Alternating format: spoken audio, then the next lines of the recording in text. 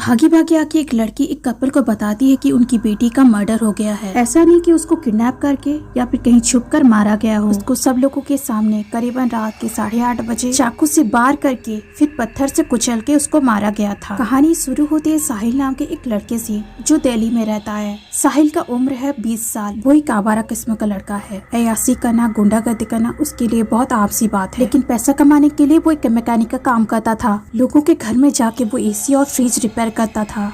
ऐसे ही किसी दिन होम सर्विस के लिए जाते वक्त उसकी मुलाकात साक्षी से होती है जो एक 16 साल की नाबालिग लड़की थी। साहिल कई बार होम सर्विस के लिए साक्षी के एरिया की तरफ होके जाता था। So coincidentally they used to see each other, then they exchange their contact number, insta ID, then they fall in love. Sakshi के दोस्तों को साहिल के बारे में पता था। वो सब उसको देख चुके थे। According to one of her friends, she was very happy in her relationship. वो साहिल को बहुत भरोसा करती थी। काफी टाइम हो गया था उनके रिलेशनशिप को। अब दोनों एक दूसरे के साथ कंफर्ट फील करते थे, तो इसीलिए वो एक दूसरे के साथ अपना सीक्रेट भी शेयर करने लगे। साक्षी अपने पास्ट के बारे में बताते हुए बोली कि उसका एक बॉयफ्रेंड भी था जिसका नाम प्रवीण था। वो दोनों एक दूसरे के साथ काफी लंबे समय तक थे।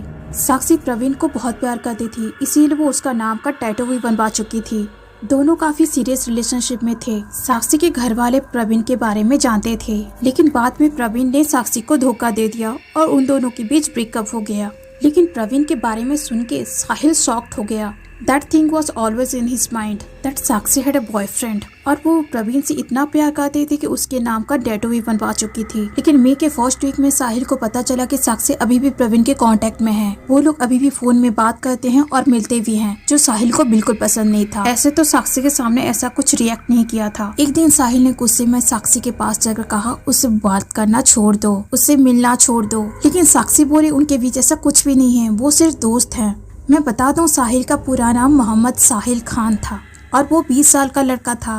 और आपको पता भी होगा 18 से 20 साल के लड़कों को बहुत जल्दी गुस्सा आ जाता है। उसको इस बात हमेशा खटक रही थी कि उसकी गर्लफ्रेंड किसी और के साथ है। उसने साक्षी को धमकाया कि वो अगर प्रवीण के साथ बातचीत करना बंद नहीं करेगी तो वो उसको मार देगा। वैसे भी साक्षी को साहिल के बारे में थोड़ा बहुत पता भी था कि वो वायलेंट किस्म का लड़का है। और ये धमकी के बाद साक्षी सच में डरने लगी थी, तो इसीलिए वो खुद को बचाने के लिए साहिल के साथ ब्रेकअप कर लेती है। साक्षी ये बात अपनी दो फ्रेंड्स भावना और नीतू को बताती है और पूछती है अब वो क्या करे। तभी भावना ने झबरू नाम के एक लड़की को सजेस्ट किया। झबरू का उस एरिया पे दबंग था। फिर साक्षी झबरू के पास गई और सब कुछ बताया कि कैसे साहिल उसको धमकी दे रहा है मारने की। झबरू ने साक्षी को प्रॉमिस करा कि वो उसको समझा देगा। 27 तारीख को करीबन रात के 8 बजे झबरू साक्षी और भावना के साथ साहिल को मिलने जाता है। तभी साहिल अपने दूसरे दोस्तों के साथ आया हुआ रहता है। झबरू साहिल को ये समझाता है कि वो साक्षी को परेशान ना करे, नहीं तो उसके साथ अच्छा नहीं होगा और साक्षी भी उसको कुछ नहीं कहेगी। साहिल ये बात सुनकर डर गया। पहले से वो साक्षी के ऊपर गुस्सा था, ऊपर से ये झबरू उसको धमकाया, तो कहीं ना कहीं उसके ईगो को हर्ट हुआ होगा। साक्षी 1 महीने से अपने फ्रेंड के यहाँ रहती थी। तभी साक्षी और साहिल का बातचीत भी नहीं होता था, तो वो थोड़ा बहुत रिलैक्स भी फील करती थी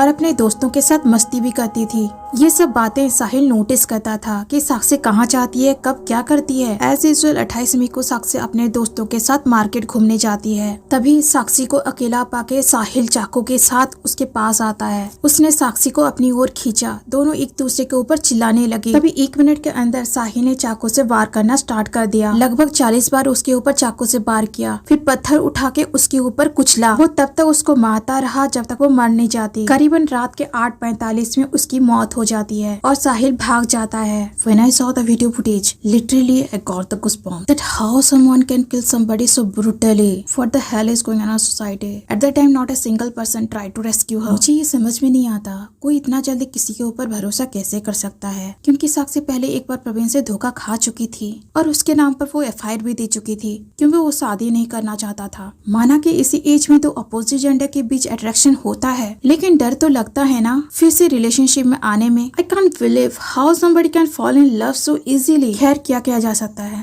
हम आगे बढ़ते हैं। ये सब हो रहा होता है सब लोगों के सामने, जहाँ लोग मुंह फेर के चले जाते हैं। लोग इग्नोर करते हैं जैसे कोई आम बात हो। उसके बाद साहिल घर नहीं जाता, वो लिथल जाता चाकू को फेंकने। वहाँ वो 2 बस चेंज करके बुलंद जाता अपने बुआ के पास। वो अपना मोबाइल स्विच ऑफ कर लिया होता है, कोई उसको स्ट्रेस ना कर पाए। लेकिन अगले दिन 2 बजे पुलिस उसको पकड़ लेती है। वो ही कन्फेस करता है कि मर्डर उसी ने किया है। तभी पुलिस देखती है उसके हाथों में कलावा है। जब उसका इंस्टा आईडी चेक किया गया, ऐसे सब पिक्चर पोस्ट किया है जिसमें वो रुद्राक्ष पहना है। ऐसा लगता है कि वो किसी को बताना नहीं चाहता कि वो मोहम्मद साहिल खान है। और ये मीडिया के थ्रू पता चला है कि साहिल ने 15 दिन पहले चाकू खरीद चुका था और साक्षी को मारने के लिए प्लानिंग कर रहा था।